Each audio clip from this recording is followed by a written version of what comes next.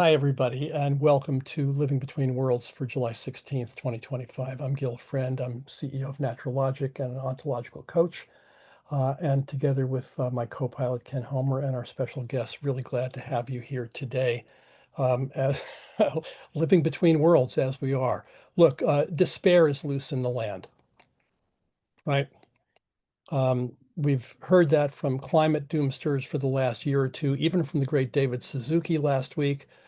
And now democracy doomsters thinking that it's over, that we've lost, that it's irretrievable. And look, it's dangerous. It's clearly dangerous and it's scary. Project 2025 is being played out. Last time I checked last week, 42% of the measures had already been implemented. These folks are moving fast and breaking things. But resistance is not futile. We may be scared. You may be scared. I'm scared. You may not know what to do.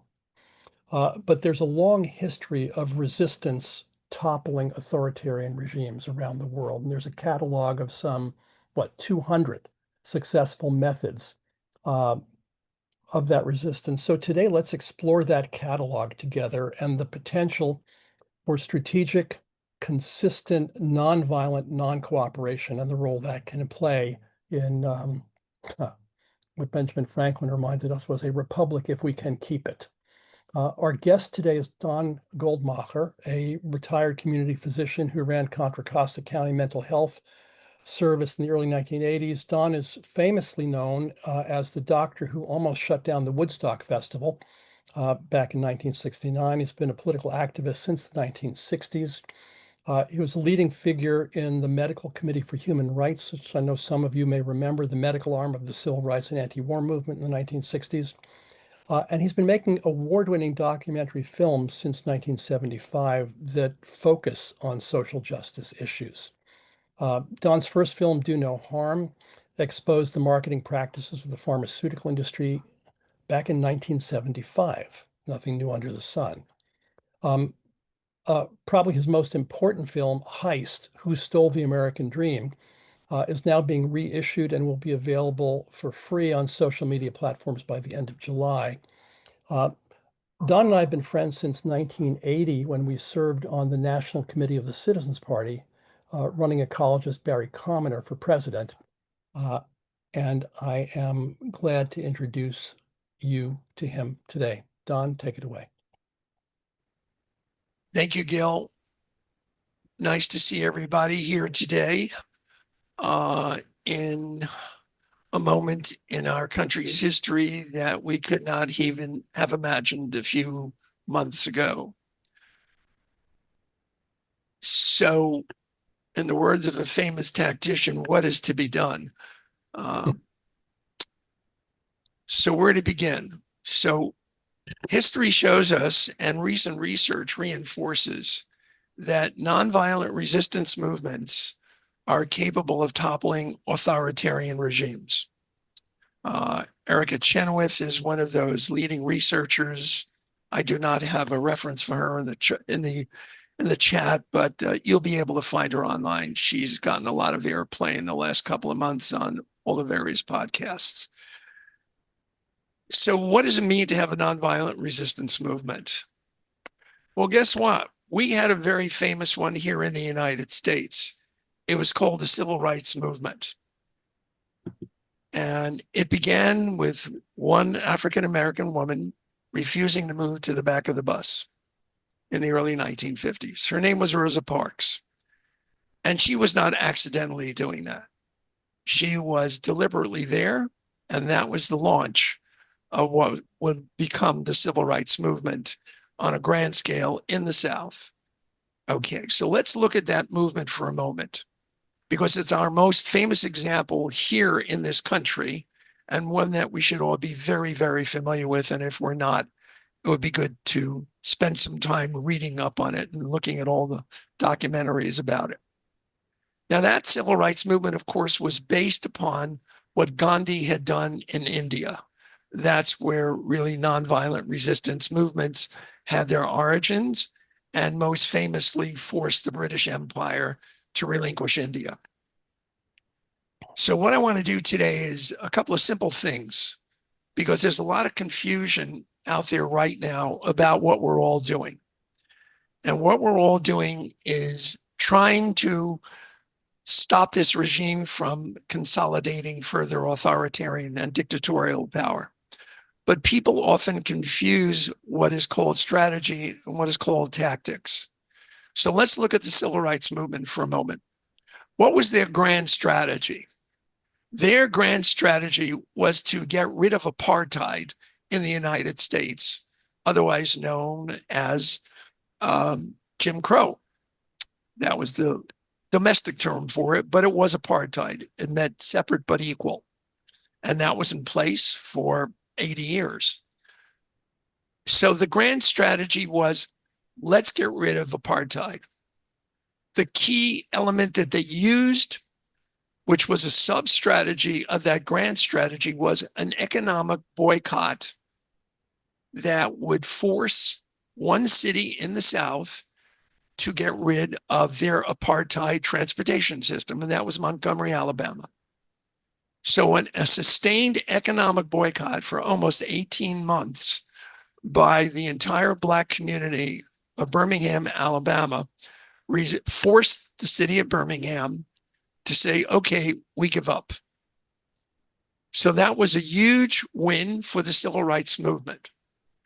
One of the other key strategies was non-cooperation. What does non-cooperation mean? It means you are not going to cooperate with the regime in whatever ways you can figure out to not cooperate. So what did they do? In addition to this bus boycott, throughout the South, you had sit-ins. Now that was new. What did that mean? It meant that young people went into Woolworth stores throughout the South and just sat at the counter demanding service and refused to leave. And we know what happened because we all saw the pictures. We all saw the video, the film footage on the news. That was, again, an essential element. That was a sub-strategy of the grand strategy of getting rid of apartheid. And the key theme there is called non-cooperation. Okay? So all of these elements are described in great detail in a book that I did not put in the chat yet, but Gil will show it in the slides in a few minutes. It's called From Dictatorship to Democracy. Now, when Donald Trump was elected in 2016, a small group of friends and family said, oh my God, what are we going to do? So we started to meet, we started to talk, and we somehow stumbled on this book. And we read this book in great detail because this is the manual for nonviolent resistance movements around the world. It was written in the early 1990s by Gene Sharp. It is available for free as a PDF. It's also available as a book, which you can buy, but not on Amazon, hopefully, because that's part of our strategy of non-cooperation. We will not subscribe to anything on Amazon. So the book describes in great detail how you put together a nonviolent resistance movement in an already existing authoritarian regime with the goal of toppling that regime.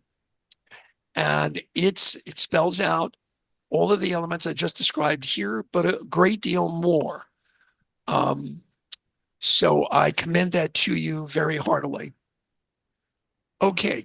So let's take a few minutes and look at our current situation of our movement here in the United States. I'm sure everybody on this call has already been to one or more protest rallies, and that's good. So what's a protest rally?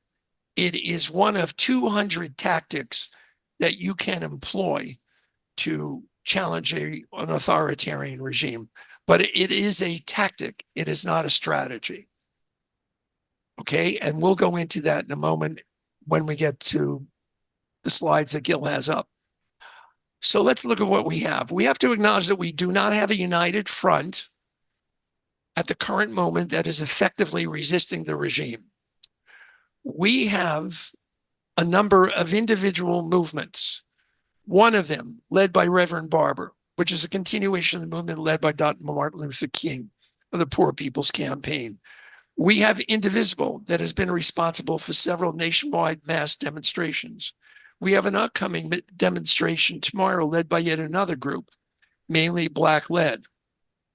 We have a Democratic Socialist group in New York City who just demonstrated the capacity to win an electoral victory. And the electoral arena is one sub-strategy. We have various groups focusing on the midterm elections next year. We have groups like the ACLU and others who are fighting in the courts to stave off the authoritarian overreach. So when you look at all of these organizations and all of these actions, what we see is we don't have a grand strategy, and we do not yet have what I would call a united front, which is a term back from the 1930s.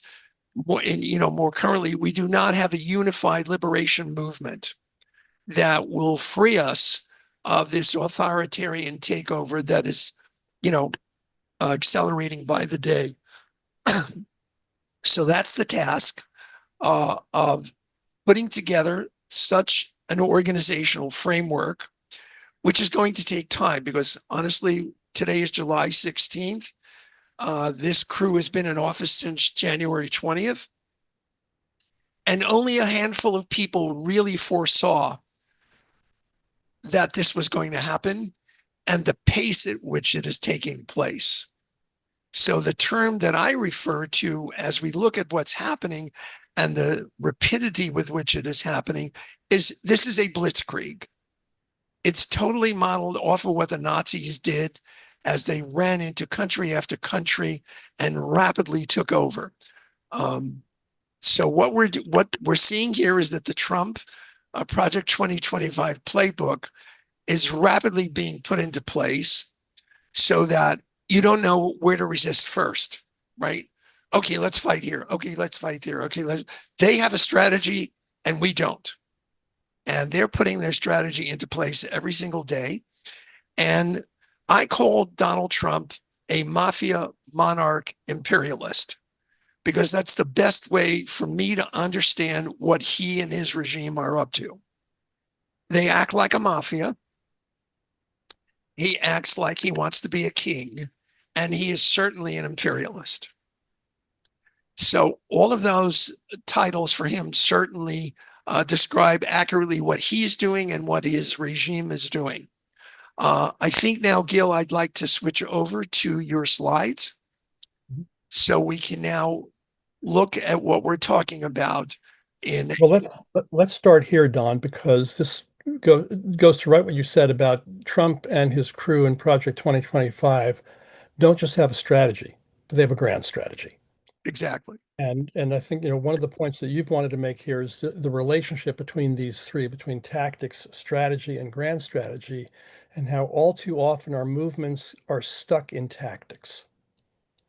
And we're facing an opponent who has got a grand strategy that they are playing out fairly successfully. So take it away. Right. So what is our grand strategy? We haven't decided on one yet. Honestly, that dialogue may be taking place in various corners of the country, but we don't have a grand strategy. And as defined again in From Dictatorship to Democracy, as you see on the slide here, what is the overarching plan that aligns strategy toward the overarching goal of toppling this authoritarian regime and restoring a democracy in this country, which is every day being eroded very rapidly? So that's how we have to think every day as we plow ahead. Is this in accord with the strategy? Is this where we need to be moving? Now, when you start looking at sub-strategies, which is here multiple coordinated tactics to achieve a specific objective, that has to do with what's going on in the moment. What is the vulnerability of the regime in the current moment, and which sub-strategy will work in the moment? So if we look at the current chaos being created by the quote Epstein files, suddenly you see a vulnerability in this so-called authoritarian regime that appears invulnerable. Well, guess what? They're vulnerable. And part of their own coalition is going nuts, right? So if we had a grand strategy in place, we would immediately say, okay, let's implement a psychological and political strategy to go after this, and go after this in a way that utilizes all the tools that we would have, which we would call tactics, to make them even increasingly vulnerable, make them look even more ridiculous, and show them for the clowns that they are. Now, of course, one of the things that the right wing has built over the last many decades is a media apparatus that, quote, progressive, liberal, and left forces cannot match in the moment right now. And without that, I would argue, and so would some other experts on fascism and authoritarianism argue, if we don't gear up quickly to be able to challenge that on a daily basis, we're going to lose that messaging war. So in the chat, I've already put 3 resources for expertise in that arena, because as a media professional, I know the importance and power of media. And I'll give you an example of what I mean.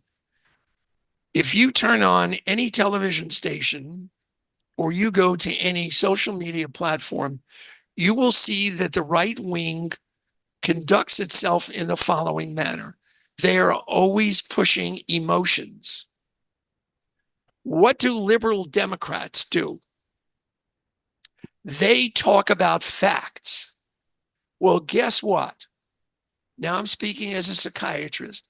If you want to activate people, if you want to get them excited, you must target their emotions, and you've got to spend some time researching what's the emotion that you want to hit. Well, obviously the right wing has been pushing fear a great deal, and not just in the United States, which is very important to understand. This is a worldwide right-wing movement, and they have gained enormous leverage and power because of the social media platforms that this country, Facebook, Twitter, et cetera, have spread throughout the world. Facebook alone is responsible for a number of regimes, a number of democratic countries being overthrown because of its platform. Okay, and I kid you not, there are books written about that. You'll have to research them. I'm not going to give them to you now. Okay, but these social media platforms are enormously dangerous, and we have to pay a great deal of attention. So as part of tactics on a daily basis, we have to have an apparatus that's capable of challenging them all the time. Gil, could you scroll down a little bit more on this slide? No, that's the bottom of the slide. Well, let's go to the next slide then. Okay. Okay, I think this is pretty much self-explanatory. Tactics always serve strategy, and strategy serves the grand strategy. And again, the specific strategy we engage in is attuned to what is happening in the moment. And that depends on a great deal of other things that I don't think we have up on the slides, which is, what is our capacity? How well trained and how disciplined are our people? How well informed are they in terms of how to think about all of this? And how well are they prepared to engage in this struggle, which is not going to be harmless? We have to understand that when people get very serious about all the stuff I'll get into here in a moment on this slide, we're going to sustain casualties. And people have to understand going in, just like they did in the civil rights movement in this country, that this would not be a walk in the park. This would not be turning on and turning off your television. or as Gil Scott Heron famously said, the revolution will not be televised. Okay. So as people get trained up, and I want to commend Indivisible for entering into this fray now of training people up, training 1 million people over the next few weeks to understand this concept of nonviolent disciplined movement and what that will entail. And that training series starts tonight, by the way, where there's a thank link you. in the chat, and we'll put it in again You later. put it in the, let's put it in the chat, because anybody who wants to start gearing up, this is your moment. Okay. All right. So 6 arenas of non-cooperation. So now here we're getting into the weeds, so to speak. Don, before we go into these for a moment, let me just go back up a bit Yeah. to this one. Yeah, this one here. Because a lot, to my eyes, and I think to yours and to many others here, a lot of what passes for action on the progressive side of the spectrum here is tactical. Let's do something. But these pieces have to nest together. If the grand strategy is to stop an authoritarian coup in the United States, and Jim Hartsfield questioned whether that's actually the grand strategy, but if No, that's it's not. yeah, the grand strategy is the world that we want. An immediate need is to stop this authoritarian coup that's reversing 70 years of social progress. Well, it's to restore democracy in all the ways that we understand it and have understood it. Or restore democracy, some might say. The strategies are, direct action in the streets, legal action in the courts, electoral action to take back, take back House and Congress, to take back the courts, et cetera. And the tactics are the specific pieces within that. Always being aware of how these things nest together makes for something much more powerful than just tactics, and certainly more than performative tactics. Expression of rage may be an important part of the puzzle, but it's not a strategy. So with that, let's come back to the list. Well, let's just stay with the last sentence that you said, because that's critical to understanding that, look, we've been out on the streets a number of times now. I myself have organized a group of older people in the building that I live in, and they've loved doing it. And people who have never marched before or demonstrated before are now out on the streets. The rage and the anger is very high on the part of our side at a level that I've never seen before. Now, that's all a good thing, because now people are emotionally engaged because they realize that the stakes are very high. But again, those are tactics. They are not a strategy. So let's look at one thing that is approaching a strategy, a sub-strategy, not a grand strategy. It's an economic boycott. And everybody knows what I'm talking about, right? It's called Take Down Tesla. So every week across the country, tens of thousands of people are in front of Tesla showrooms. Why are they doing that? I don't need to explain that. We all know why. But it is an economic boycott. It's saying we're going to destroy this brand, which I think has already been destroyed by Musk's behavior and our reaction to that. And it was a very quick way to implement a strategy without a grand strategy, because everybody was doing their own thing, which is so US. We're all doing our own thing, going back to the 60s, right? Anyway, so that's been partly successful. Now, Tesla has not been destroyed, but the brand has been seriously damaged. Okay, people are not buying the car anymore for a variety of reasons. And lo and behold, Elon Musk is no longer a friend in the White House. He's no longer doing Doge. So that's a victory, ladies and gentlemen, sisters and brothers. That's a victory. And every time we have a victory, we have to acknowledge it and say, let's learn from that. Okay.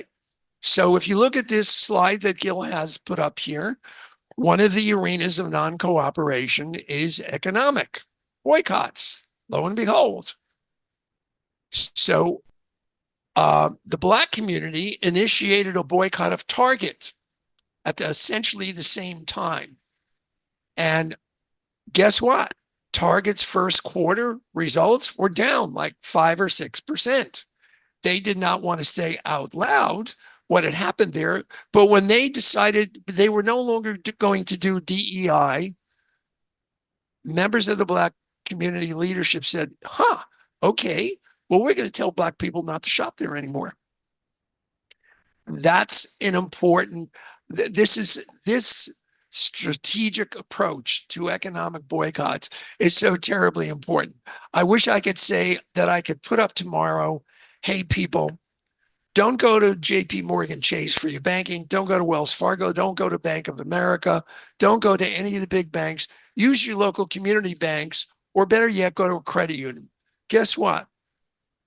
That would have enormous impacts, but we're not ready for that. And that has to be part of a strategic grand strategy. Do we want to go after the banks for any number of reasons, not the least of which is they're funding global warming, which is one of my other obsessions, right? And I'm sure it's true for many of you on this call. So, okay, political non-cooperation. Now, what that would mean in other countries is if a dictatorship or an authoritarian government is already in place and they hold fake elections, you would say, we're not going to participate in the next election because we know it's fraud, right? We're not there yet. Next year, we have just the opposite situation here. We have one more opportunity to preserve a part of our democracy, which is the electoral arena, which is part of the political arena. And I would argue that we must do everything we can to secure elections across the country so that we at least are capable of taking back the House. Because if we don't do that, we're toast. Okay, so that is part of a grand strategy that we don't have yet. But again, understand. Don, if I could step in here. Yeah. So I want to move us into discussion with the larger group here. We can do it at any point. Yeah, you've said a couple of times, we're not ready for that yet. So talk a little bit about what it takes for us to become ready for more sophisticated, more strategic, more coordinated action. What's the pathway from here to there? Okay. Number one, I'm going to say I'm not the expert. Okay. Because I've never done it. I've never been in that situation, honestly. Okay. But I have read and studied. Okay. So one of the great pieces, one of the great arenas for us to look at is Latin America. Latin American countries have gone through these cycles of dictatorships and then popular movements, dictatorships, then popular movements.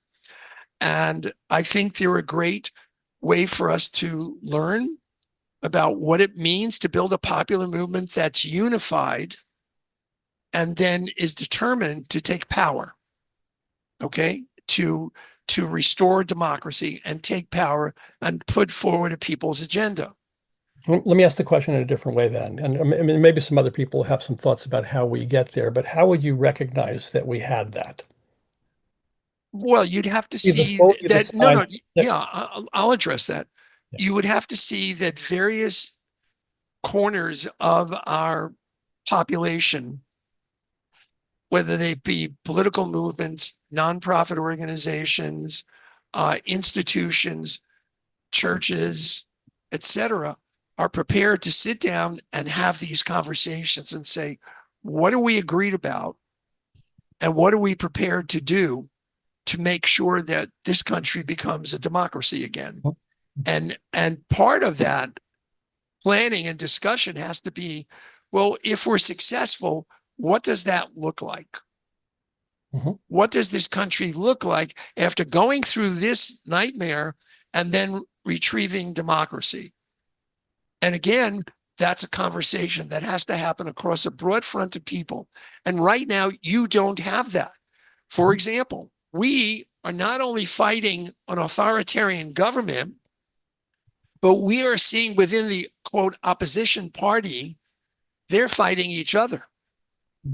Okay, so it means that we are now dealing on two fronts.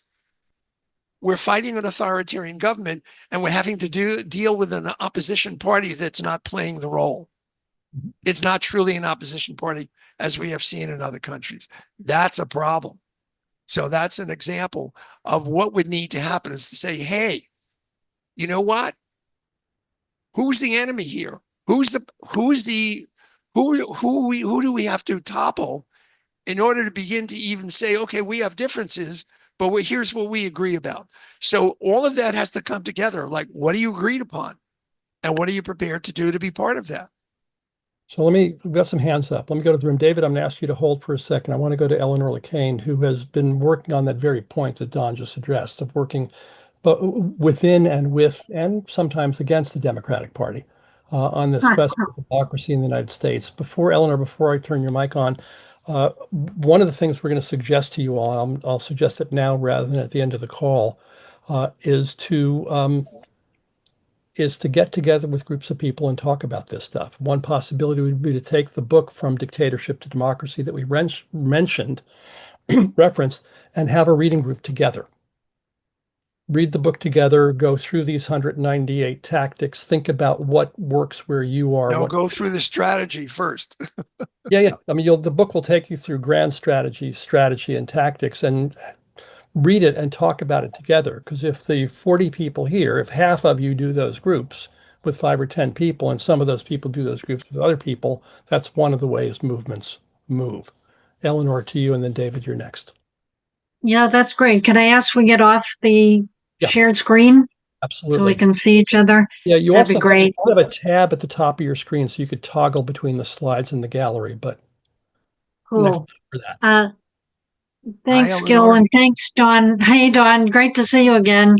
I think this is perhaps the most important conversation in the country right now, so I thank you both, Gil and Don, for doing it. I am very familiar with the Gene Sharp. Here's the book, From Dictatorship to Democracy. It's right here next to me every day. And I knew Gene Sharp. I worked with him some when he was alive. He wrote several editions of the book. And it kept getting better and better as he did it. But I think it's a great book. And Gil, what you were just saying is kind of what I was going to suggest is this group read this book together and think together about what a grand strategy might be. And we can all also do our 5 to 10 other groups with a book study on this important book. And I am concerned that the reaction to Trump is lost in tactic land. And even like AOC, who I love, is saying, do anything, no matter how small it is, because it's more important to do something than nothing. But we are really hurting for the lack of a grand strategy.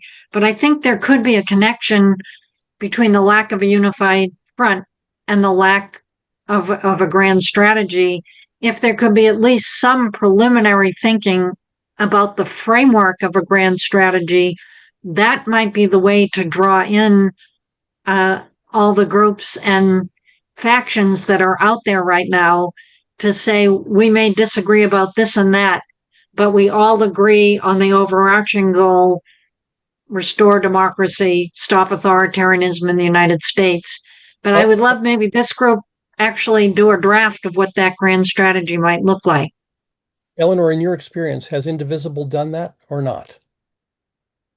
What I will say is, no, they don't have a grand strategy per se along the Gene Sharp lines, which I think is crucial. But there are conversations going under the radar where leadership of major groups are communicating, cooperating, coordinating, trying to do things in a sequence that are complementary. So there's at least the rudiments, more than there may appear, of coordination behind the scenes.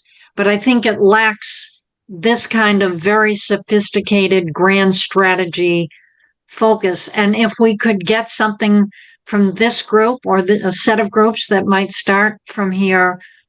I mean, I could get it into Indivisible for their consideration, say this is the kind of strategic thinking we need as a framework for all our strategic and tactical actions. Yep. Thank you. In my experience, 40 people can't write a document, but Well, I'm saying one person could draft a document and circulate it to the 40 and refine it and strengthen it and then roll it out. right, I totally agree. And I think starting with this group of 40 is good. Don, if you want to, I'll work with you, Don, or I'll draft it or Don can draft it. But yes, get a draft out, have this group debate it, discuss it, and there would be significant conversations about what that looks like. But the experience and why this book. On that, if anybody here is interested in participating in drafting such a document, say so in the chat, and we'll hook you up together. Yeah, and keep in mind that the people who use this strategic approach that Gene Sharp, and he developed it over the course of a lifetime. This reflects an entire lifetime's work. He learned how to speak Norwegian so he could go to Norway after World War II and talk to the nonviolent resistance activists in Norway to learn from them the strategies and tactics that they use. So he was deeply committed his entire life to the power of nonviolent resistance to authoritarianism. So the people who used his work, which has been used in many, many countries around the world to successfully topple authoritarian regimes, they had the intense desire to win because they would die if they didn't, or they would lose their democracy if they didn't. So there's some way still, I think Blitzkrieg is happening so fast and people are so unaccustomed to thinking about the United States in the same breath as authoritarianism. People have to be woken out of the sleep while this is a very serious authoritarian blitzkrieg that is very successful so far and moving rapidly. So we need to be as animated as someone who is under an authoritarian dictatorship, to be highly motivated to come to agreement, at least on a framework. And from the framework, we could, I think, beat back these guys. Eleanor, thank you. David? I just want to say one thing before you go to others. One thing that I left out, which is terribly important, which is the heartbeat of our film Heist. It's political economy. If you don't understand political economy, then you don't understand how the right wing won. I'll leave it at that. I can circle back to it later. You want to see this film because it speaks to a grand strategy, not starting with Project 2025, but starting back in 1971. That's been being played out with great consistency for 50 plus years. We're seeing the fruits of a lot of work, not a random success from a reality TV star. So be clear on that. I've got David, thank you for your patience. Susie, Daniel, anybody else, if you'd like to speak, please raise your Zoom hand. It'll line you up in queue and sequence, and I'll take you in order. David, go ahead. Thank you, Gil. I want to push back on what Don said and call out what I see as tunnel vision. First off, when you talk about restoring democracy, I didn't see any democracy in 2024. The Democrats, to me, are not a democratic organization. They certainly showed that they're not listening to the public when it came to mounting a candidate. And in addition, they are having abandoned workers. They are a hostile force in terms of imposing corporatocracy. I have a copy of Heist. I've met Don. But Democrats are by no means my idea of the world I want. And I'd add that during the pandemic, the Democrats were actually intolerably authoritarian from my standpoint. and as a result, I don't see I don't see you making a break with the status quo, which to me is the status quo is completely unacceptable. We live in a rentier society of rent-seeking financial strategists. This is not acceptable. And so I just want to throw that out there as the very convenient us and them totally doesn't work for me.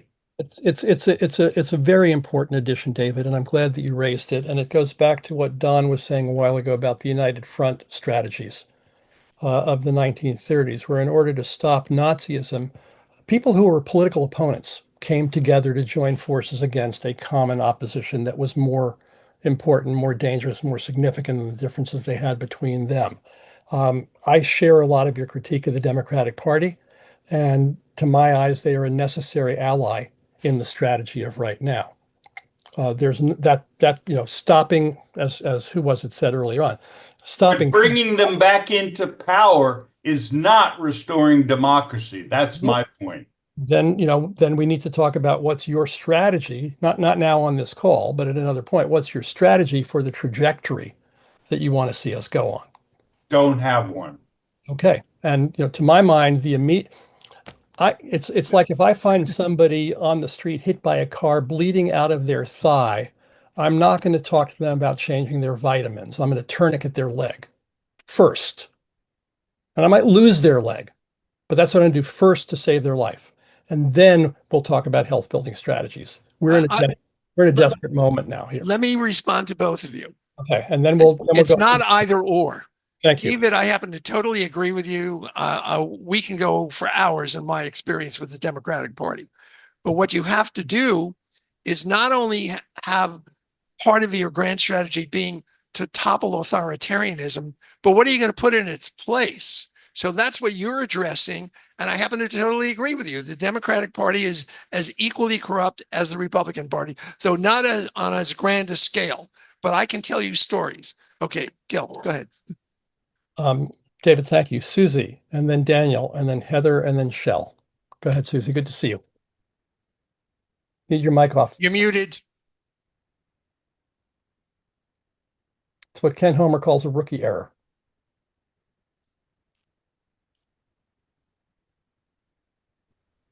Okay, so I too could tell you stories about the Democratic Party because Don and I were very involved. So I'm not going to go there. They're terrible. I completely agree with David. I just wanted to make an announcement for people who may not know. Indivisible is really, I think, starting to look at this because they're starting this whole thing beginning this evening, talking about strategy. I'll tell you in a second, and people should sign up. It's called 1 Million Rising Strategic Non-Cooperation. We've put the link in the chat several times. We'll put it in again.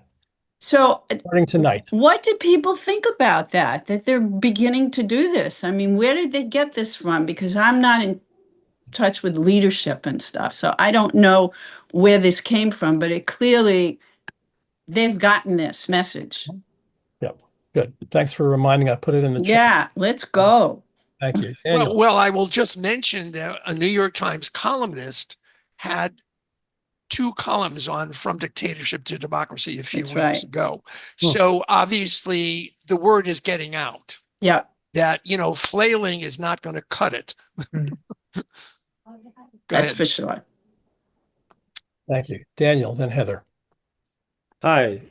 Yeah, thank you guys so much for having this conversation. It's bringing up something that has been on my mind for quite a while now here, which, and I love the way that you're framing it about tactics and strategy. It just occurs to me that fighting authoritarianism is not enough. We need like a winning message. We need a message that people are going to get behind. And I think that's already been alluded to here, but I just kind of wanted to put that out there of like, yeah, we need a winning message. I think that message is an economic message, because people are hurting so much all around this country. We've seen the success of Bernie and AOC's anti-oligarchy rallies around the country. How many people are flocking to that? And I think there's something there, and I think we need to figure out how to get all of these groups, like Gil's saying, kind of to come together, even though they have differences, but come together around a message like that message. So Well, I'll respond to that, since the movie that we're going to keep recommending that I made 13 years ago, Heist Who Stole the American Dream, speaks to that in many ways, shows how the income and wealth inequality came about over the last 40 plus years and how we need to change that. If that is not a central part of a new agenda, then we're wasting our time. Because I can tell you, every time I get into an Uber car, because I sold my car when I moved into this retirement place, I have conversations with these drivers. And a number of them have either lost their good paying job, or this is their second gig, okay, to make ends meet. That's where the country is. And Trump seized upon that. So did Bernie in 2016. And by the way, Bernie is the co-star of my movie. FYI, made it, we filmed him in 2009. Okay. So he was on this way before anybody else was. And Trump seized upon it like a good opportunist that he is. And the Democratic hierarchy, we don't need to name names. We all know who they are. Said, we're not going to do that. We're going to make sure Bernie is not the nominee of our party twice. Okay. Twice they screwed him. So that meant Trump was going to win. And they seem to be fine with that. And they still seem to be sort of fine with it. I'll shut up now. Thank you. Heather and Joni. So I'm in a little bit of a different mindset. Locally, we're working on our comprehensive plan update, which is planning the future for our community 20 years into the future. And I've fallen down a rabbit hole around how to decolonize land use planning and how to indigenize land use planning. So I've been in this conversation mostly inside my own head for a lot of reasons about how do I get people to even talk about the difference between a colonial capitalism worldview and an indigenous worldview as a starter around what world are we trying to build. But what I woke up this morning wondering, and I'm glad Ken Homer's here because this is a Ken Homer question, is how do I get a conversation like that started here locally in let's say neighborhood associations where people already are kind of divergent in their point of view, probably wouldn't agree to read a book titled From Dictatorship to Democracy, but they might be willing to have a conversation around what the future could look like, what the future should look like, what worldview are we in, and what values does that worldview put forward as most important. And I think what where I'm at is how do I understand the worldview of what's called colonial capitalism that came from the 1500 papal bulls around inviting the Pope, inviting the people with big sailing ships to go out and conquer anybody who is a non-Christian, any place, discover the place where non-Christians live, and then dominate that place and extract the wealth for yourself. It seems to me that's been the big experiment of the last 500 years. So how do I get people to at least, can we talk about that? Does that feel right to you? Heather, my guess, and just I'm like n equals 1 here, just a sample of one. But my guess is that some people will want to read From Dictatorship to Democracy, and Yes. some people will want to talk about anti-colonialism and indigenous perspectives, and So people will want to talk about 500-year histories and papal bulls and political economy, but not everybody.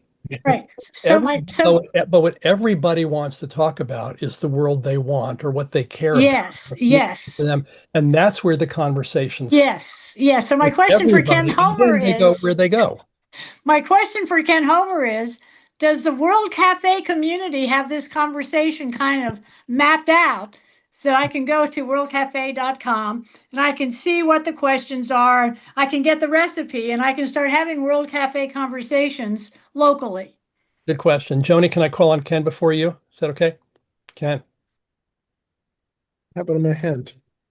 Ken, we need you unmuted. I hate it, but it didn't work. Hi, Heather. I haven't been associated with the World Cafe since I left in 2007, so I'm not up on what they're doing right now. However, I just listened to you and you perfectly framed the invitation. So I suggest when this recording comes out, go back, listen to yourself, write that up and start spreading around saying, this is the kind of conversation I'd like to have. What would you add to that? What else would be important to you? And then just get together with some folks and start doing it. Don't wait for somebody else to organize it. Yes, sir. It's a great facilitation technique. When somebody says, well, maybe we should do thus and such, say, great, take it away. Run with it. You got I'll it. report back. Please do, Heather. Thank That's you. why I make the big bucks, folks. I'll throw in my 2 cents on that. I very much appreciate what you've raised, Heather. I think that when I was referencing earlier, what do we want to replace this madness with? What you raised as part of that conversation, right? That understanding, okay? And then how do you take that understanding of what 500 years of white settler colonialism has done to the planet, right? Not just indigenous people, but to the planet. Yeah. Then we may have a pathway in to like, how do we rescue the planet from these SOBs, right? Yes. Donnie, thanks. Joni, Shell, and Ken. I'm an organizer, sorry. No apologies in this call. Yeah, so some ideas that are coming to me in our conversation today are thinking about the emotions and which emotions has Trump tapped into, which would be fear and anxiety. So he's provoking fear, anxiety, loss, and disconnection. And when we think about which part of the brain that hits, that's an amygdala reaction, the fear, fight, flight. And so we're entering into this world of where people are ready to fight each other. People are ready to flee and leave the country, or fawn to Donald Trump and do whatever he wants out of fear. And I think what I hear people on this call saying is, how do we create a movement that motivates people from a more positive place, right? And get back to like, what does the pursuit of happiness mean? How do we create a storyline of like the better world that we want to live in, which is more of the thriving, the opportunities and possibilities landscape versus a surviving, I've got to knock you down and lock you up and kick you out and, all this for my survival, which is amygdala. How do we get people to a higher emotional state, prefrontal cortex, the evolved human, the heart activation, more of a calm approach? And we know that in the news media, if it bleeds, it leads. And unfortunately, that just seems to be the case over and over and over. But how do we capture people's attention and get them to respond? Let me respond to you, Joni, before Gil or Ken jumps in. I don't know how many of you have read Arlie Hochschild's books, but if you haven't, you absolutely must, to understand who these quote other people are. These other people are our fellow citizens who have had a good deal taken from them over the last 40 years. They've lost their good paying union jobs. And this happens to be one of my areas of expertise. It's called the psychosocial impacts of job loss. And what happens when you lose your job? Okay. And what happens when tens of millions of working class people lose their jobs and it's never addressed? What do you think they are going through? Okay. And guess what? This thing called AI is about to hit white collar workers. So if you think this blue collar stuff is a problem, get ready for the next wave. All right. So again, if you don't address this with political economy of saying, well, wait a minute, if we're displacing all these people, we have to have a game plan here to make sure they're okay. Well, guess what? Neoliberal economists didn't think they had to worry about that. Well, this is why Bernie got 44% of the primary vote by addressing exactly the thing. So we got a lot of people queued up. I know, but let me just add one more key thing to what Joni was asking, which is you address it with love. You have to have love and compassion for the other side. You have to recognize them as human beings and listen to them. Totally. Because you might find out that you actually care about the same things.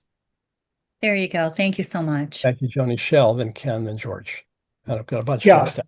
So a bunch of stuff coming up for me. One is that we saw the beginnings of a united popular front right after the election when Working Families Party and Indivisible and Public Citizen and like 20 other groups got together and organized a bunch of mass meetings over Zoom. I did not know it was possible to have 100,000 people on a Zoom call until the week after the election when they did that. But the meetings themselves are basically rah, we're great, we can do this. And they're very low on the strategy. And they got very tiresome pretty quickly. I went to 4 or 5 of them before I just gave up on it. So that's one piece. Another piece is that we, the people, have economic weapons that we haven't been using. Don talked about the single company efforts around Tesla. They're great, and they have definitely made a difference, ditto with Target. But why are we, and I personally am still paying my taxes, and I don't want to do that all by myself and go out on a limb. Right. If we had 100,000 or 1 million or 10 million people who said, we're not paying our federal taxes until you restore democracy, that could be interesting, but we'd have to have the commitment and the follow through, and everybody's scared to do it on their own, including me. Right. And I've been an organizer I'm only 68, but I started at age 12. So I'm 55 years into this stuff. And I've never seen anything like what we're going through, but I've also never seen such strength of resistance. I read that there were more people out on No King's Day nationwide than that was the largest single day of protest in the United States history. Let's hope we'll beat that tomorrow, but we probably won't on a weekend. Right. But people are pissed, and we need to figure out. And the other thing I don't understand is where the F are the people who have a platform? Why are they so limited in their speaking out? You hear from Obama or Kamala Harris once every 6 months. They should be out there every day saying, this is illegal. We're not going to do it. Here's some organizing strategies we can do. And they shouldn't be taking the leadership roles, but they should be taking the lead on speaking out because they will get coverage. Have you called them lately? Call them. No, but I've certainly called my own congressional representatives and my senators and my state people, and they are all on our side. In fact, we had a meeting here in Massachusetts. The governor is trying to undo a 67% passed citizen referendum from 1982 to protect us against nuclear power. She's trying to undo it undemocratically through the legislature. And we met with our state senator on a strategy call where she gave us advice about how to work the system to build resistance. And that was like, wow, we've come a long way. I'll stop there. Thank you. So the president of Mexico has a daily show. Okay, that's what you're talking about. Who has the gravitas in this country to have a daily call with the American people and say, here's what's happening, here's what we're going to do today. Okay, as an example. As FDR, there are people out there. Rachel Maddow comes to mind. Rachel Maddow is starting her own network. Heather Cox Richardson. So that'll get interesting. Ken, then George, Shripal, and Terry, and then we might be close to time. Robert Reich.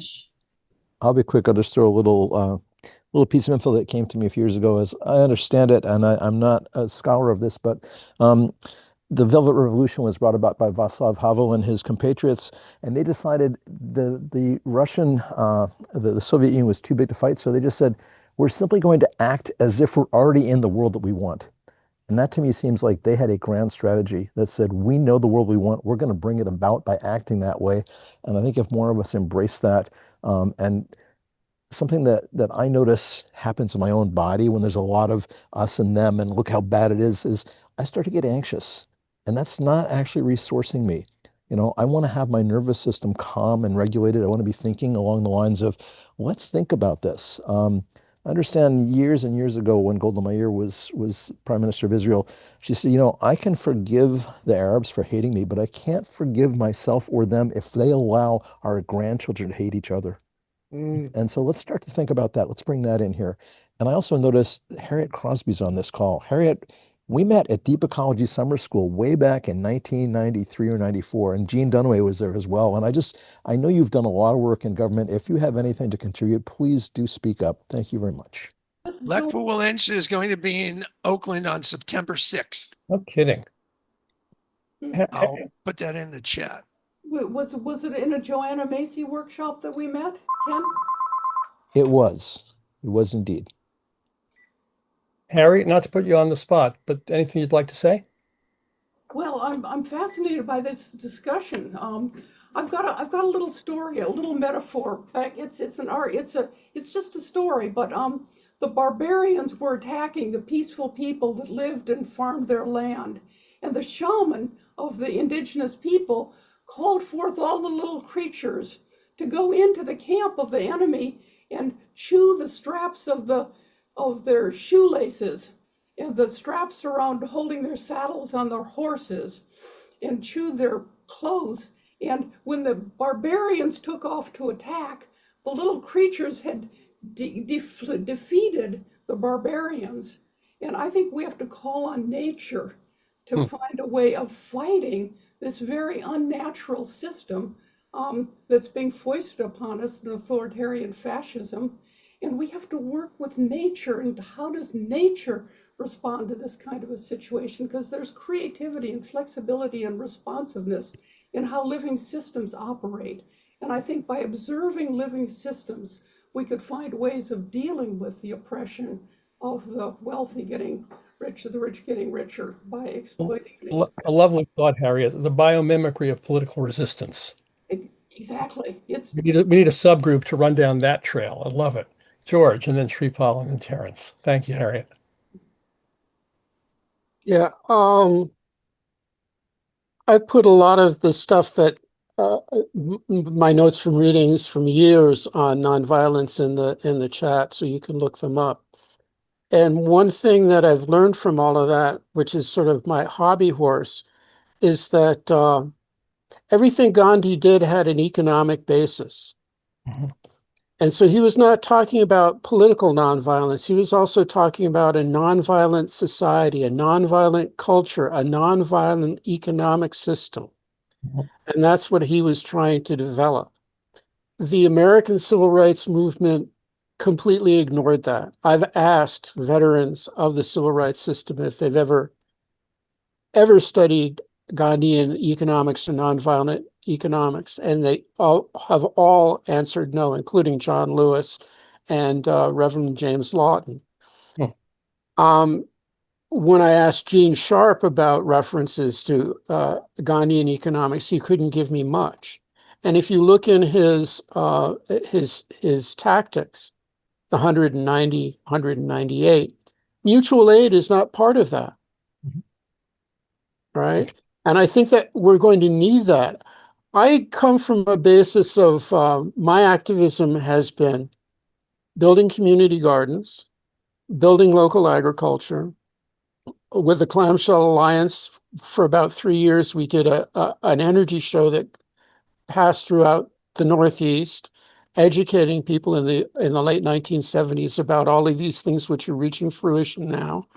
And then also working with the Urban Solar Energy Association, where we were doing solar barn raisings.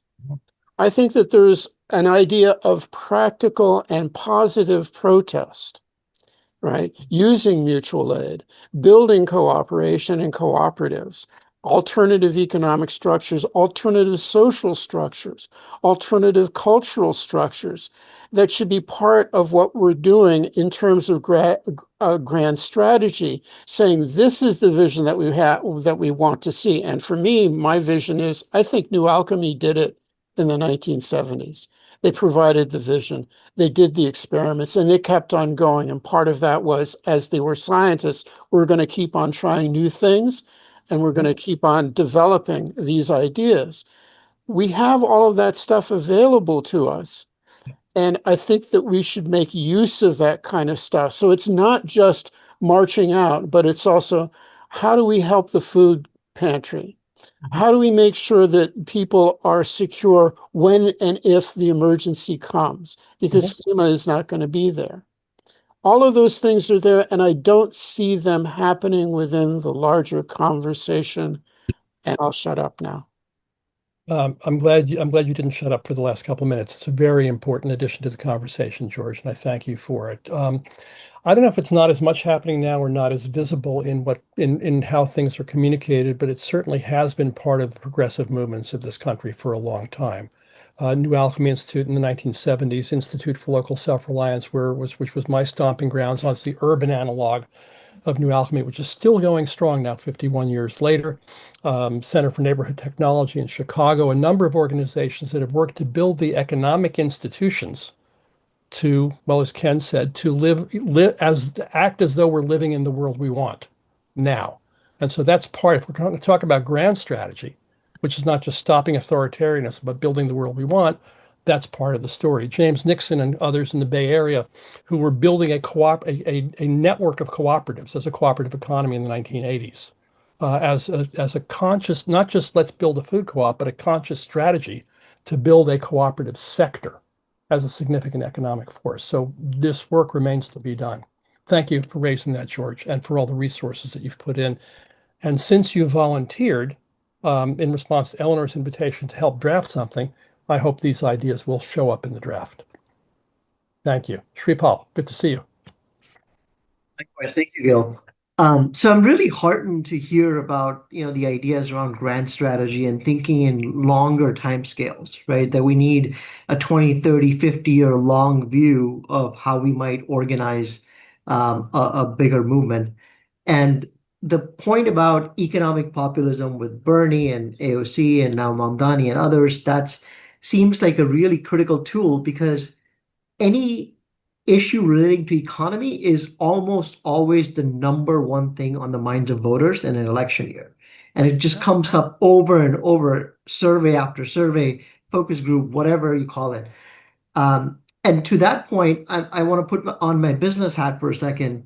And some of you might be familiar with the idea of the flywheel for growth and growing your business and so on, that Jim Collins came up with. And when he applied that within Amazon, Jeff Bezos, and I know a lot of us don't like Bezos, but he had a brilliant question that he asked Jim Collins, that let's not think about what is going to change in the next 5 or 10 years from the perspective of Amazon. Let's think about what's not going to change in the next 5 to 10 years that we can count on as stable operating conditions under which our business can evolve and grow. And I think for us, it sounds like AI, the disruption in the job market and the economy as a whole, these issues are not going to go away. And the sooner we tap into it, almost on a daily basis, there should be enough facts and feelings and emotion already within the electorate that we can tap into if we focus on those core issues and build that flywheel for change. Very good. Thank you. I didn't expect to hear Bezos referred to kindly in this call, but we learn from everywhere we can learn from. Terrence, good to see you, sir. Yes, Gil. Let me see. I just wanted to say that I have been doing a radio show / podcast for nearly 30 years now. And I put in the chat 3 podcast conversations with Arlie Hochschild. And two are on her her book Strangers in Their Own Land, which Don talked about. But the third is on the newest one, the 24 one, is on her book that followed that up, which was Stolen Pride. And that specifically focuses on, the first one focused on New Orleans cancer, Louisiana cancer alley and the deep story that drew them to the right. But Stolen Pride is really about what happens when you lose your job. And it takes place in Appalachia. So I highly commend that one. I also found a recent resource that I found quite valuable. I put in the chat, called Tracking the Crisis. It's the Democracy Collaborative, which is Al Purvitz and Raskin and those folks.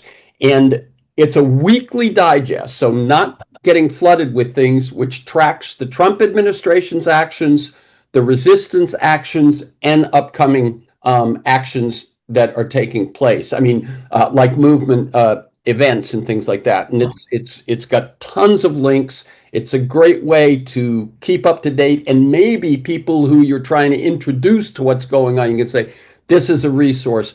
I also, in all those podcasts over the years, have done a lot that are more upstream. How did we get here? A question that I will pose to this group just to think about, which I pose occasionally over those 25 years or 30 years that I've been doing this, when I think someone is up for it, and it's very difficult for people to answer, is stand in the future, 15 years, 20 years, did we turn things around? And now put on your imagination hat, your creative hat, and tell us, how did we do it? Not what do we do tomorrow, but what things happened that thrust us into that turnaround and got us to that better place we find ourselves in 10 or 15 years ago. I also volunteered to work on the grand strategy. Thank you. Thank you, Terrence, and thank you for that reminder of what people have come to call backcasting or reverse engineering. Terrence and I met together with Jane at Buckminster Fuller's World Game Workshop 100 years ago, well, actually 1973, I believe. Jane and I were at the one in 72, and with you in 73, and that approach of standing in the future and asking how did we do it, actually step by step in reverse, not what did we do 50 years ago to make this happen, but what did we do in the last year? What were the last steps? What was the capstone? What did we do in the 5 years before that? What did we do in the 5 years before that? And it's a wonderful way to break the sense of impossibility, of not seeing how I can possibly get from here to the world we want. It's a terrific exercise. We've used it in many arenas, social, corporate, and others. And so thank you so much for raising that. It requires that we think about really clearly and really specifically, what is the world we want? And I'll just say, this was one of the techniques that NASA used when in 1973, President Kennedy said, we're going to land a man on the moon within 10 years and bring him back alive. They did not have a mission planned. They had to figure it out. And one of the things they did on day one was exactly what Terrence described. And the mission was done in 7 years. Elena. Thanks. I'm in Manchester in Britain, heading home tomorrow from the meeting of the International Society for Systems Science. And one of the things that came up in that meeting, along with a lot of the same points that are being made here, is that oligarchy and authoritarianism are really enemies of innovation. Because you can't have innovation without social plasticity and, kind of a certain level of free thinking and experimentation that isn't just limited to the lab. And I think if we can focus on innovation, on really trying some new things. And I think Mandami's on the right track with some of his ideas, although they may not all be workable. If we can move forward with an innovation strategy, then that could be a much more hopeful thing than just anti-Trump. Yeah, monopoly also limits innovation. Yeah. There's a new book out on the CIA. I heard a guy talk about it yesterday, talked about how authoritarians are also against intelligence in both senses of the word. And, one sign you look around you, the Trumpers have basically given away one of the major industries. They talk about bringing jobs back to America, but they've given away one of the major industries of the future to China. Mm-hmm. At least one. Well, many, but one very, renewable energy, very visible, and many others. Thank you, Elena. We've got about 10 minutes left in our allotted time. Anybody else? Jane, I see you waving your hand down there. Thank you. Yes. Okay. It's been such a rich exploration here. I'm delighted to point out, to remind everyone that Gene Sharp studied nature very carefully. He studied the little creatures. He studied the Norwegian creatures who overcame their difficulty. He studied the Latvians and he studied all the instances he could find of non-violent overturn of dictatorships. And that's one point. We are nature. And as we wake up to that fact, we will have more and more of nature's intelligence informing our ego-driven level of intelligence and be able to think with what we call big mind for our grand strategies. The other point I want to make is that fear has its place. Fear is an incredible mobilizer of human energy, talent, and capabilities. And we must not denigrate the role of fear. It freaking works, which is why the dictatorships use it. And yet we want to have calm nervous systems in control of ourselves. That's what being a warrior or a samurai training, military training. There's a discipline that comes into play in human affairs that our consumer-driven society kind of weakens. And speaking of consumers and Arlie Hochschild, what happens to people when they lose their status over decades repeatedly? They're driven into a territory of disgust and shame. Disgust for what did this to them, and personal shame that cannot be overcome except through violent outbursts towards something that can be thought of and felt as the cause, that they can take action on. And so this is the basis for why certain dictatorships and struggles among peoples become so mean and so cruel, where the cruelty is the point. Stephen Miller is driving cruel actions to demoralize us, for one thing. So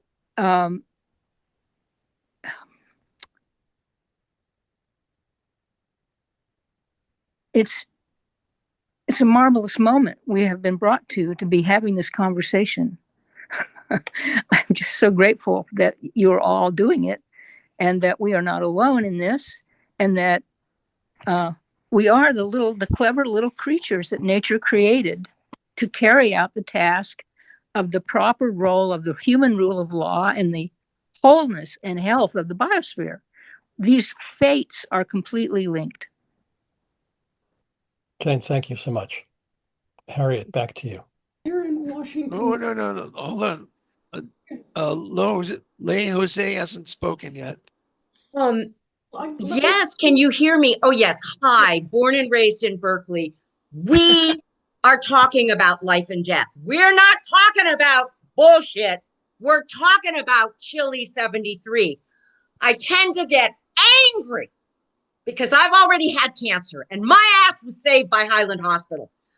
I don't give a shit about anything but staying alive. And I don't know if any of you remember how they shot all the intellectuals, how they lined them up in a stadium. That is what is going to fucking happen. And I cannot say this loud enough. My own mother was a dictator. It is brute force we are up against. And I am telling you, I am warning you, the rest of it doesn't matter. It's Nazi Germany, all right, but it's against half of all America. Sorry, I just get so angry because the urgency, I cannot make it understood. And I'm not kidding, and I know about this shit. Thank you for hearing me. Thank you. Harriet. I want to honor the rage and level of warning that you just expressed. Okay. I'm totally with you.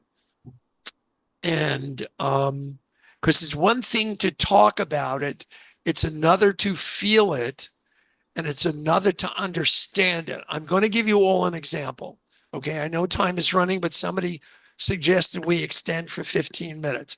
So I want to tell you what happened in the early stages of Nazi Germany, where there were still some psychoanalysts who were seeing patients. Okay. And what happened was patients were coming in with dreams about what was going to happen. Okay. And it's a book that put together what a number of these patients reported to their therapists, called The Third Reich of Dreams, which I happened to read in 1968. Okay. So what you just expressed, I just want to honor it. We are in a very dangerous moment. Okay. Building on that point, we are in a very dangerous moment. Here in Washington, we're working to get legislation through the Congress on the UAP Disclosure Act, unidentified anomalous phenomena. UFOs are coming in and closing down nuclear power plants. And we're working with whistleblowers who have been present when nuclear power plants that were preparing to test weapons were closed down and then opened up again. There are extraterrestrial beings, non-intelligent, non-human intelligence, ETs, who are coming in, and they're very concerned that we're on the verge of possible nuclear war. And they're deliberately shutting down nuclear sites. And we're working with whistleblowers who have been in the sites that have been closed down. And we're working with whistleblowers that have retrieved UFOs or craft, one in egg shape that Jake Barber brought in. And as he was carrying underneath his helicopter on straps, one of this huge egg, he was overwhelmed with an emotion of feeling of love. That America, this world is in a very dangerous place, and he could feel benevolent forces above and beyond planet Earth who know the consequences to the galaxies if our world uses nuclear weapons. It sends energy out in the galactic space, and we have to do all we can to prevent and hold a consciousness of preventing nuclear war, of not engaging in the threats of using a nuclear war, and testing the limits of possible nuclear war. Anyhow, we want to get the Disclosure Act passed through Congress so that Harriet can give people a link in the chat if people are interested in following up with you on that. Yes, there's a group called the New Paradigm. Just put it in the chat. We've got the New Paradigm Institute. You're working on the UAP. Please, Harriet, please put it in the chat if you would. Okay. Thank you. I just wanted to add quickly, law doesn't matter anymore. Rules don't matter. So just remember. Lee, we've got to wrap up. Thank you for your thoughts. We've clearly touched a lot of nerves here and freed up a lot of juice. And even from those of you who haven't spoken, I feel your attention in the conversation. Reminder, please get the book From Dictatorship to Democracy, read it, share it, maybe bring some friends together to read it together. Several of you have volunteered to take up Eleanor Lakane's invitation to draft something, a paper toward a grand strategy. Weaving together the themes that we've talked about here within the framework that Don shared with us of grand strategy tactics, so these things make coherent sense and have a momentum towards something that we can organize people around. Several of you have talked about the importance of listening and finding common concerns across many populations who may seem to be in opposition, and whether that's the United Front framework of the 1930s or the remarkable phenomenon of Bernie Sanders and Steve Bannon hearing the same things from the American working class and going in really different directions. I'm very heartened. Somebody asked if I'm optimistic. I won't say optimistic or pessimistic because I can't predict the future. But I'm heartened by the juice in this call and the passion that people have and the clarity of thinking that we've heard here. We, as Ken said at the top of the call, we don't usually send out the chat, but I think this time we want to take it and edit it down and share all the links that people have posted, because not all of you have gotten them. So we'll do that. And Ken, anything else you want to say before we're out? Thank you all. It's been a very interesting and inspiring call. And, Meg Wheatley talks about change happens when small groups of people get together and say, this can't stand, we got to do something about it. And so I think we're all part of that small group that's getting larger and larger. Let's keep it growing. Good stuff. One of the things I've learned from my mentor, Fernando Flores, over the past 10 years, he's talked a lot about what he calls emotional fortitude. And those of you who've done martial arts know what I'm talking about, the ability to stand grounded and centered in the face of turmoil, in the face of uncertainty, in the face of things that are fearful, and still be able to be clear-eyed and to move with, as we say in the subtitle of this series, with courage and dignity and power. So thank you all for coming with us on this journey today. Ken, do you have some closing music for us? You can dance in a hurricane, but only if you're standing in the eye. You can dance in a hurricane,